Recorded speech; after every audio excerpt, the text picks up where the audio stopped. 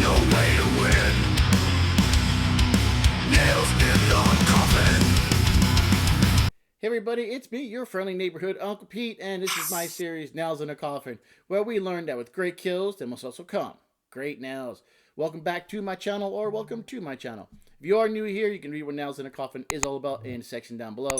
These videos aren't film reviews, rather a breakdown of the kills and evaluate how well the victim responded to their attack. Well, using the title, so you can see I am covering Child's Play 2 this week, covering the entire Child's Play franchise over the next couple of months.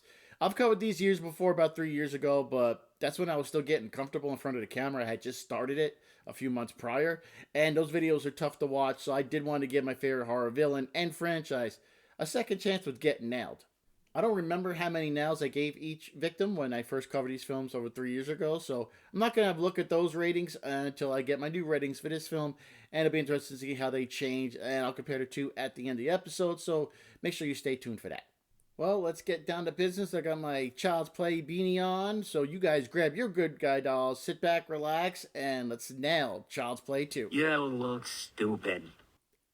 When we last saw Chucky at the end of Child's Play, he was shot through the heart, his body was pretty much destroyed, and the only thing really left of him was his head. Now, for reasons, PlayPal Toys, I guess in an effort to overcome the bad publicity of a killer good guy doll, well, they decide to rebuild Chucky using his decapitated head. I do love the opening of this part with them cleaning the head and rebuilding him. I think it looks really cool. All we need left is to put the eyes in the new Chucky doll and he will be complete. But right when the eye's about to drop in, the machine stops. One of the technicians goes to check the equipment and he does the first rule of troubleshooting. You just smack it. Guess what? It works. And the eyes drop into Chucky's head. Police is the solution. The technician taps the mechanical alarm. Suddenly, electricity strikes the doll and the electrician. This sends him flying through the air. He crashes through a window and is killed. Our first kill happens at just 6 minutes in, which is kind of cool. So this unnamed technician gets 2 nails in a coffin. I didn't see any stupid decisions in his death. It was something supernatural that killed him. When the eyes dropped into Chucky, I guess that's what kind of sparked, him back to life. This was caused by a surge in equipment, which he was just unfortunately touching, and it killed him.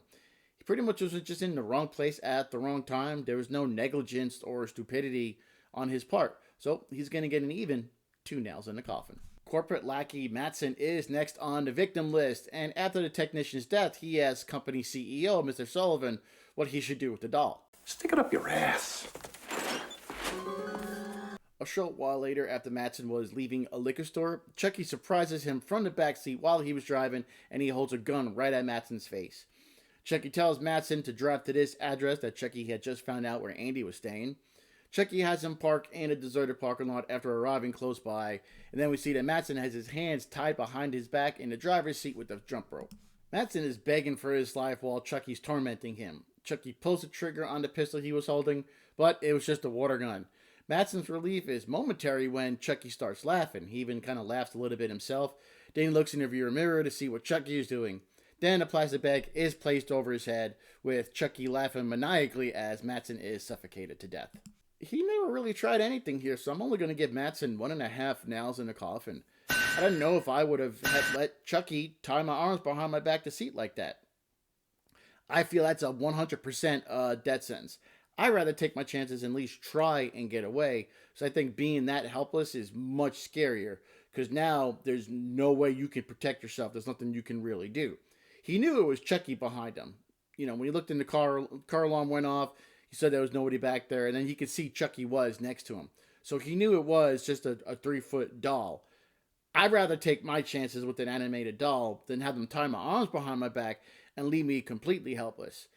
I'm probably going to think, hey, I'm going to die anyways. There's a good chance I'm going to die, so at least let me do. I'd rather have a 1% chance than a 0% chance. And I think that was his mistake. Now, it wasn't the dumbest thing I've ever seen in a horror movie, so I'm going to give him 1.5 nails in a coffin instead of just a 1. Andy's going to his first day of school after being fostered by the Simpsons. As he's getting on the bus, some little asshole shoves him for no reason. You should have slugged that little prick. But little does everybody know that there is a stowaway on board the bus. During recess, Chucky is in Andy's classroom and he finds his coloring or writing assignment. He leaves a nice little message for Andy's teacher, Miss Kettlewell. When they're back in the class, That little shit that shoved Andy on the bus, he flicks Andy's ear, and Andy tells him to buzz off. If Andy hit him like I said, this never would happen. All this leads to is Andy getting scolded by Miss Kettlewell, and when the bell rings and all the kids are putting their stuff away, Miss Kettlewell finds Andy's assignment that Chucky had added some stuff to. Andy's putting his stuff away, and when he opens up a cabinet, there's Chucky. He backs up right into a very angry Miss Kettlewell. Andy tells her that he didn't do it and then looks at Chucky.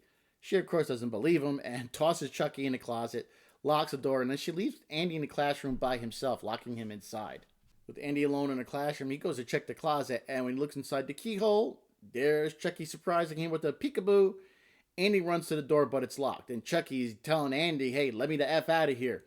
Andy runs to the window, gets it open, and nopes the hell out of the classroom. Miss Kettlewell, she returns to the classroom, and she sees that Andy is gone.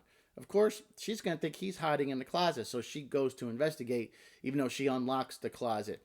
So she unlocks the door, like I said, and when she goes inside, she can't find Andy, and she's checking behind some jackets, and then finally she's startled when a kickball falls off a high shelf. When Miss Kettlewell goes to put the kickball back on the shelf, Chucky pops out from behind some coats, jams an air pump into a chest, shoves the plunger down on her, and this sends her flying backwards, knocking over multiple desks and chairs. In a very fun scene, Chucky slowly approaches Miss Kettlewell with a nice little message. You've been very naughty, Miss Kettlewell. She looks on with horror in her eyes as Chucky closes in on her with the yardstick raised over his head and a sadistic look in his eyes. He then beats her to death with the yardstick, and I'd love to zoom out and you can still see the yardstick through the window as the camera backs up.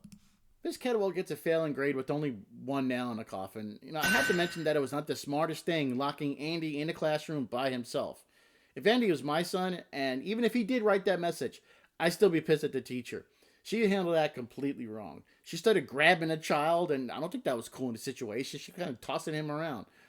If you think about it, was Chucky really wrong with his statement to her on that assignment that he altered? But back to nails. I understand it's scary to see a dog come to life, but you still have to have some type of survival instincts. She did nothing. Chucky's a 3-foot doll. Even with the strength of a human, he'd still be easy to kick away. Even if it didn't work, you at least would have tried something. Laying there doing nothing, not even covering up, is a textbook way to only get one nail in the coffin. Phil Simpson is next up on the chopping block. Andy's currently in the basement holding an electric knife looking for Chucky. He's checking all around trying to find his killer doll. I said in the last video, this is a brave kid. He's checking corners and hiding spots, and basements can be scary by themselves, and this kid is down one in the middle of the night hunting for a serial killer in a doll's body. After Andy checks behind a hanging sheet, Chucky jumps on his back, knocking both of them to the ground. They're fighting back and forth. Andy had dropped the electric knife, and he's reaching for it. He does make it to the knife, turns it on, and he's able to get Chucky off of his back. Right as Chucky dashes away, Phil shows up at the top of the stairs. He sees Andy holding up this electric knife. Now, with a warranted look of concern, he's slowly descending the stairs, calmly telling Andy to put the knife down. Chucky, waiting with the hook in his hands, he grabs Phil's foot, tripping him, making him fall over the railing. And upside down, Phil looks over and sees Chucky, who asks him, "How's it hanging, Phil?" Phil can't comprehend what he's saying, but it's too late for anything. Chucky releases the hook. Phil falls and breaks his neck. Phil fell into getting 2 nails in a coffin. I really didn't see him do anything foolish. He was only slowly approaching Andy, who he thought was a threat. And if you look at everything that's happened since they took Andy in, it makes sense for him to believe Andy could be a danger. And I think he handled that situation well. There's no way he could have predicted being tripped like the way he was.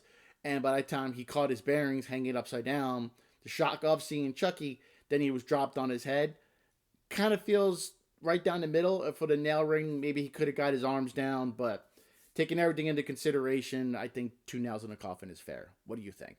After Phil's death, Mrs. Poole from the orphanage comes to pick up Andy. This is happening while the cops are still there and Phil's body is being loaded into the back of the ambulance. Kyle is wrapping things up with the cops, and then she finds the good guy doll and takes him outside, dropping him in the trash before she can go enjoy herself a smoke. While Kyle's on the swing, her feet are dragging in the dirt, and this uncovers Chucky's secret. It's the buried Tommy good guy doll. She checks a trash can with concern, and Chucky's not there, and it's all dawning on her that Andy was telling the truth. She hears a noise coming from upstairs, and she calls out to Joanne to see if she's okay. She doesn't get a response, so when she runs upstairs to check, unfortunately, it's too late, and she finds Joanne's body. Chucky killed her off-screen, slash in the throat, and so since we didn't see this attack, I can't give Joanne a nail rating. Kyle had been taken hostage by Chucky, and they arrive at the orphanage. Chucky pulls the fire alarm, and all the kids are falling out of the building. Andy is doing that as well, and he stops when he sees Kyle holding Chucky. Mrs. Poole shows up, and she knows that Kyle pulled the alarm, so she takes her, Andy, and Chucky into her office. When Mrs. Poole is scolding Kyle for pulling the fire alarm, she yanks Chucky from the kid's arms. She sees that Chucky is alive, and he raises a knife, and before she can do anything, he stabs her in the chest multiple times.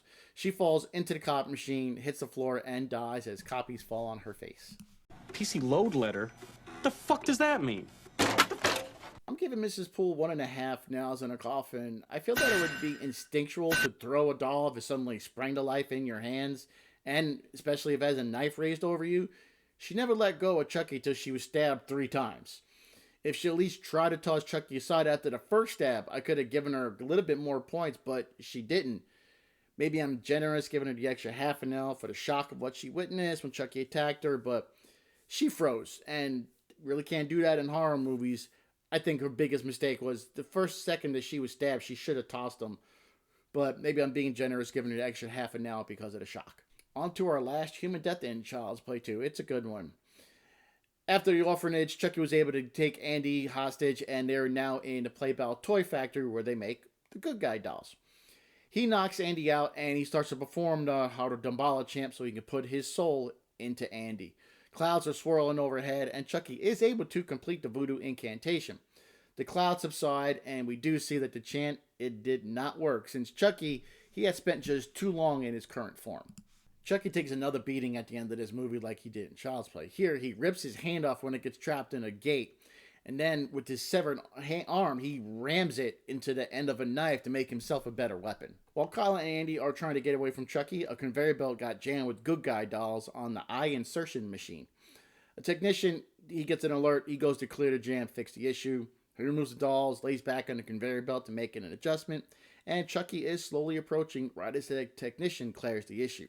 When he sits up, he's slashed across the face, falls back down. The machine activates, grabbing his head and giving him a new set of eyeballs. Our final death is technician number 2, and he earned himself 1.5 nails in a coffin. You know, everything I learned about working on equipment while I was in the military, one thing is you never work on a piece of machinery while it's on and operating.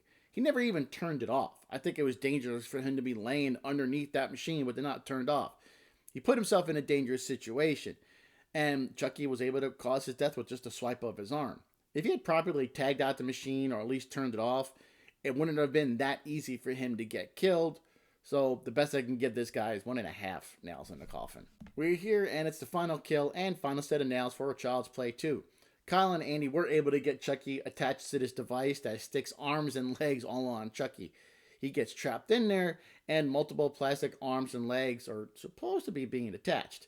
When the panels open up, all that's left on the conveyor belt is a melted blob of plastic made from good guy parts. Kyle and Andy try to leave thinking the whole deal is over. What they don't know is Chucky's not done yet. Somehow Chucky had attached this technician to a rope, and he was able to get this body to swing down and temporarily knock out Kyle. Chucky had cut his own legs off, and now he's dragging himself towards Andy. He wants this kid dead. Chucky swings his knife arm, cutting an air hose. Andy's backing up away from the killer. Chucky strikes again at Andy, but his knife gets stuck in a grate, trapping the good guy. Unfortunately, Chucky is under a valve of boiling plastic. Andy sees this and wastes no time opening the valve, pouring the boiling substance all over Chucky. It starts to melt him, and Chucky is screaming like he really feels it, and it really hurts. You bet your ass I hurt, you stupid son of a bitch. Andy helps Kyle down off this plastic death machine, and while leaving, they look over the pile of melted Chucky and plastic.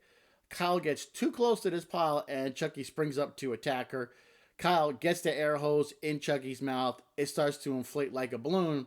Then Andy and Kyle look on as Chucky's head gets bigger and bigger till it explodes, and once again, we are temporarily killing our good guy. Chucky has died for the 3rd time, and now he's awarded 3.5 nails in a coffin. Again, he was tough as hell to kill here. Remember, Chucky can't feel all the pain from his injuries. He ripped his own hand off, jammed a knife into the hole where his hand used to be. He was fastened to a piece of machinery by his groin. He cut his own legs off to avoid the arm and leg death machine. He had boiling hot plastic poured all over him, which half melted him. And he was still fighting at this point, trying to kill Kyle and Andy. He was motivated. And he was only stopped when his head exploded. He kept coming back again and again. And I didn't really see him do anything stupid. He's just one determined killer. So I guess you can't keep a good guy down. There we go, ladies and gentlemen. Those are all mine. Nails in the Coffin 4, Child's Play 2. Here's a summary of all the nails I've awarded. Here's a look how I nailed the victims 3 years ago compared to the most recent ratings. Things have changed a fair bit. Kinda. Technician got a whole nail less. Mattson got less nail as well. This Kettlewell, I knew she would stay the same. I guess I was pretty brutal on Phil back then. I gave him 2 nails now when I gave him 1 previously. And Chucky again was getting just a little bit less. But like I said last week, I think adding my half nail increments was a wise decision. And you can see the overall average for Child's Play 2 has stayed the same as it was 3 years ago. Only the nails are spread out differently. And here's how Child's Play and Child's Play 2 Nails in a Coffin averages compare. Very close to each other, and I'll be curious to see how this continues throughout the franchise. I'll see you here next week when I cover Child's Play 3, which released only 10 months after the release of Child's Play 2. Very quick turnaround. Kind of interesting that the film came out 10 months later, but they aged Andy by 8 years. We'll see next week how those victims get nailed. Until then, thanks for watching. Please like, comment, share, and subscribe. All the usual stuff. Take care, stay safe, be good to yourselves, and be good to each other. I am your friendly neighborhood Uncle Pete. Remember, with great kills, there must also come great nails.